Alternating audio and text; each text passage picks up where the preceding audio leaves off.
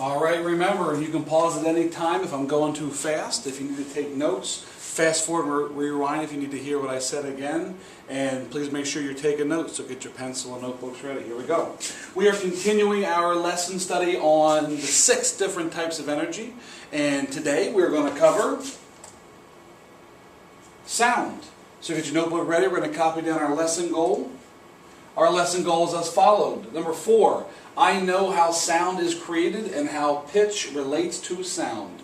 Go ahead and copy down your learning goal, write down your 3 boxes, and make sure you give me a scale score, 0 through 4 in the first box. Press pause now. Okay, you should have gone ahead and copied down your learning goal. Let's go ahead and get started. Here's what we need to know about sound. Sound is very simple. It's a type of energy that you can hear. Heat is a type of energy you can feel. Light is a type of energy you can see. Now we're on to sound. You can hear it, but you can also feel sound too. Sound is vibration. Anything that vibrates is sound. Right now, my vocal cords in my throat are vibrating back and forth, vibrating the air in my throat, which vibrates the air between me and you and the camera and creates sound, and it travels all the way to your eardrums. So when you think sound, I want you to think vibration. That's all that's happening. Anything that creates sound is a vibration.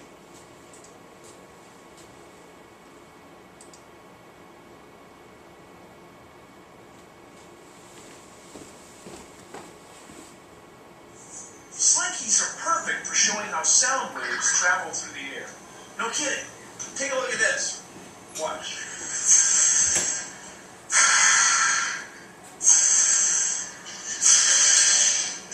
See how the spring squeezes together and then spreads apart?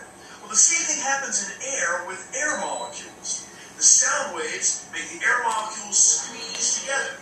The squeezed together air molecules travel through the air like a wave, just like the wave in the Slinky. It works like this. Think of these air hockey pucks, these air molecules. When a sound is made, they bump into each other. Like this. You ready? Hey! Hey! See that? The wave zips right through, even though the individual pucks or the individual molecules stay pretty still. Now, what happens when the wave hits this wooden barrier? Bounces back, right? And so what happens to a sound wave when it hits something and bounces back? Oh, that's an echo! That's an echo!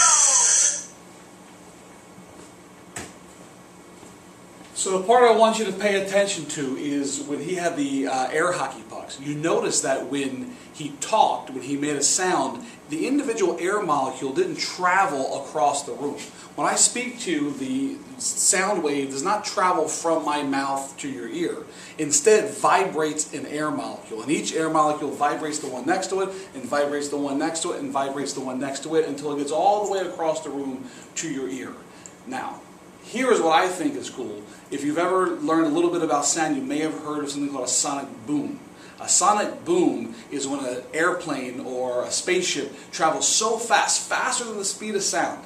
Now, depending on the altitude and the air pressure and the temperature, the speed of sound is roughly about 700 miles per hour. So if you can get an airplane to travel faster than the speed of sound, what happens? Well, it creates something called a sonic boom. A sonic boom you can both hear and you can see it. So this you don't have to take notes on, but it's just kind of fun to watch.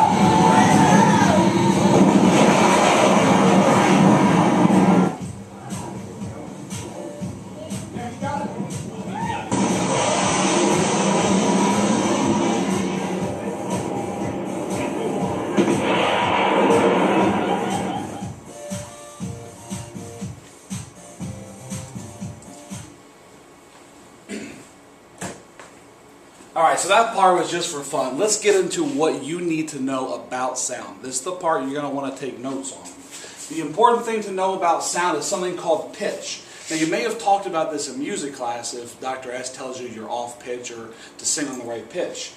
Pitch is a property of sound. There's many properties, it's just one, and this is the one I want you to know about today.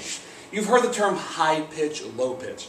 I'm going to go ahead and sing for you a little bit so you know the difference. First, you have a high pitch, which is a high pitch. That's when someone's voice gets really high. And then there's a low pitch, and that's when someone's voice gets really deep. So you have high pitch and low pitch.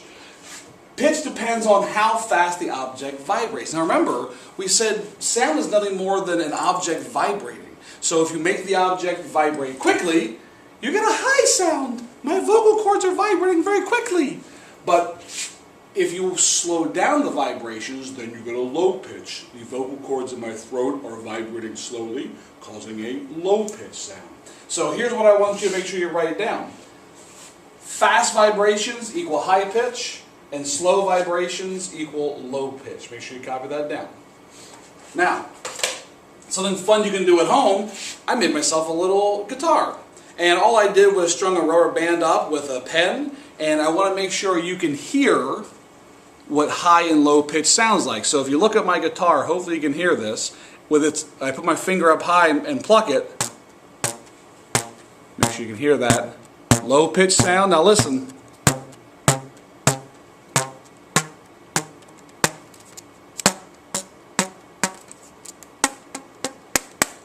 So pay attention to the sound.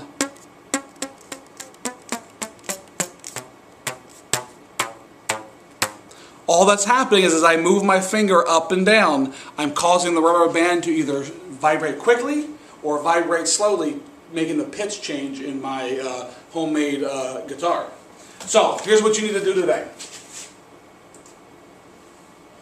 I want you to get on Discovery Education, and there's an exploration called pitch. I want you to go through that with a partner or a friend if you like.